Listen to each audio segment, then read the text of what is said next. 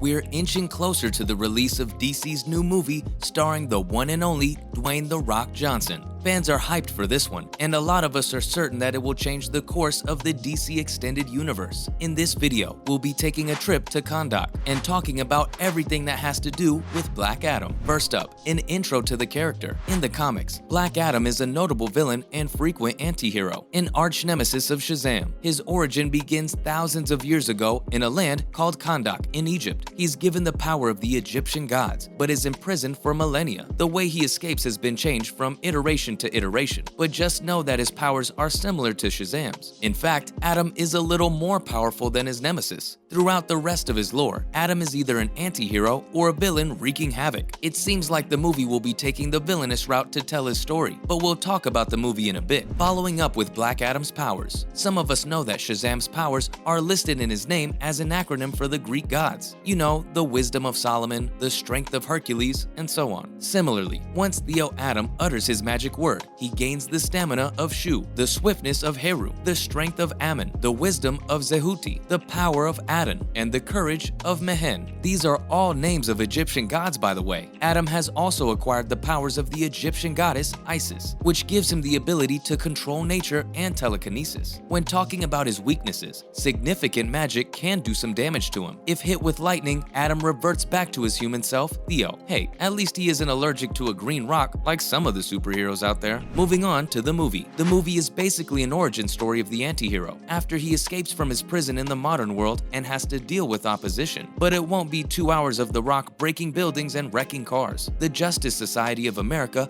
will try to stop Adam, and from the looks of the trailer, will try to turn him into a hero rather than a villain. We'll talk about the trailers in a bit. We get new villains and new heroes all in one movie. Comic book fans really need something as refreshing as this project, because we're so used to cameos and sequels, it's almost as if a lot of us have forgotten what a movie without Batman and Doctor Strange is like. Oh, speaking of Doctor Strange, we're in for a very similar hero in Black Adam. Up next, the members of the JSA. The Justice Society of America shouldn't be mistaken with the Justice League we're all familiar with. This team doesn't have Superman, Wonder Woman, or anyone like that. Instead, we've got members like Atom Smasher, Cyclone, Dr. Fate, and Hawkman. Some of these made their live-action appearance in the CW shows like DC's Legends of Tomorrow, but the stakes are much bigger now. We're talking about new actors and seeing their powers in full effect, and not to mention the gorgeous new costumes. The details in some of those suits are just mwah. Originally, the team has a lot more heroes like The Flash, Spectre, and Sandman, but choosing this specific roster for the movie seems quite fitting. We got a glimpse of the JSA in action from the trailers that have dropped throughout the past few months. Moreover, for the trailers, the first trailer gave us a closer look at what we should be expecting and laid down the setting of the film. Adam was executed as a slave, but was reborn with the power of the Egyptian gods, and he doesn't intend to kneel for anyone. This is where the JSA comes in, led by Dr. Fate and Hawkman. It looks like the team is trying to persuade the god to join the hero side of this world, instead of a villain who kills. After that, the marketing team went all in and released some posters and set photos to get fans even more hyped for the movie. As for the latest and what could be the final trailer, a peaceful negotiation for Black Adam's surrender turns into an all-out brawl. Adam claims that he never said he was a hero, and that his powers were a curse born from rage. Dr. Fate is still trying to reason with him through voiceovers in the trailer. This is probably just a small part of a much bigger plot, but it's really cool to see how an origin story explores an anti-hero's journey to choose the path between good and evil. That's not all, because we see a totally new villain on screen for just a half a second. It looks like Hawkman is taking on Sabbac.